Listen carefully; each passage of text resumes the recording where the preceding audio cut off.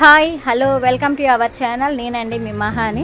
ఈరోజు మీ ముందుకు తీసుకొచ్చాను మటన్ కైమా. అది ఎలా చేయాలన్నది చూపిస్తారండి. 1/2 కేజీ మటన్ అండి, ఇది కైమా కొట్టించుకొచ్చారు. దీంట్లో ఇది లివరు, ఇది నేను సన్న పీసెస్గా కట్ చేస్తాను. వాళ్ళు కట్ చేయలేదు, అలానే ఇచ్చారు. ఇది శుభ్రంగా కడుక్కోవాలండి. మీరు నీళ్లు పోసి ఉంచేస్తే సన్న పీసెస్ కదా వెళ్ళిపోతాయి, అలా వద్దు. ఇట్లా ఊడ్చి పక్కన వేయాలి, లేదంటే చిల్లులు గిన్నె ఉంటే అందులో వేసైనా జాగ్రత్తగా కడుక్కోవాలండి. ఎందుకంటే ఆ సన్న సన్న పీసెస్ కదా, చాలా వేస్ట్ అయ్యిద్ది.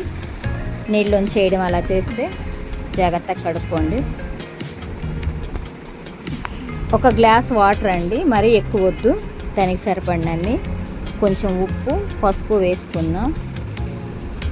మరీ ఎక్కువ వాటర్ వేసేసి అది ఉడక్క తలికి మళ్ళీ ఆ వాటర్ పక్కన ఉంచేసి అది తాలింపు వేయడం అలా చేయొద్దండి.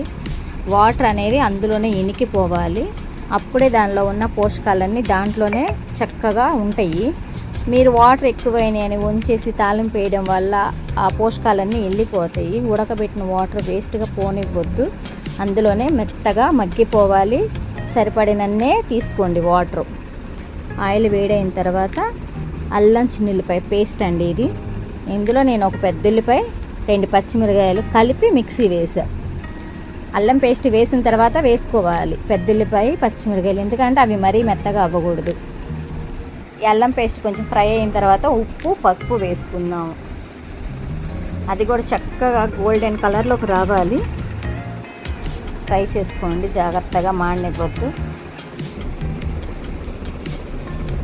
ఇది ఒక 2 రోజులు అలా కూడా బయట ఉన్నా ఏం కాదండి, చక్కగా ఉండిద్ది. స్మెల్ రావడం అలా ఏం ఉండదు. ఫ్రిడ్జ్లో పెట్టుకోవాల్సిన అవసరం కూడా ఉండదు.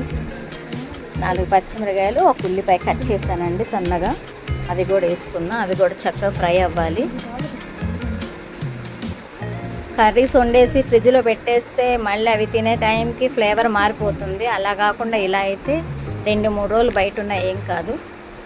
కొబ్బరి మిక్సీ పట్టా అండి, అది చక్కగా పేస్ట్లా చేశాను. అది కూడా వేసి కలదిప్పుకున్నాం.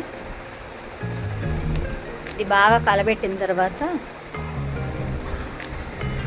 మటన్ అండి ఉడకబెట్టుకున్నాం కదా, చూసారా అందులో వాటర్ ఏమీ లేవు, మొత్తం కిందాక ఉంచాను. అది మొత్తం అందులో వేసి చక్కగా కలబెడదామండి. చాలా టేస్టీగా ఉండిద్దండి. ఫ్రైలా కాకుండా చక్కగా రైస్లో కలిసిద్ది. ఇంకా వేరే చారు అలా పెట్టుకోవాల్సిన అవసరం ఏం లేదు, ఇదే సరిపోయిద్ది. గ్రేవీ బాగుండిద్ది, గుత్తగా వచ్చిద్ది కాబట్టి రైస్లోకి కలిసిద్ది మనకి. ఇది మొత్తం కలబెట్టుకున్న తర్వాత మనకి ఎంత కావాలో అంత కారం వేసుకుందామండి. మనం ఆల్రెడీ ఉడకబెట్టేటప్పుడు ఉప్పు వేసాము, ఇందాక ఉప్పు వేసాం, ఇంకా మళ్ళీ వేయాల్సిన అవసరం ఏం లేదు.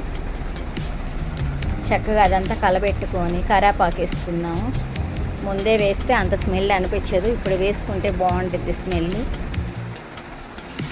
అది కూడా చక్కగా చేద్దాము. గరం మసాలా అండి, గరం మసాలా వేసి అది కూడా కలబెట్టండి.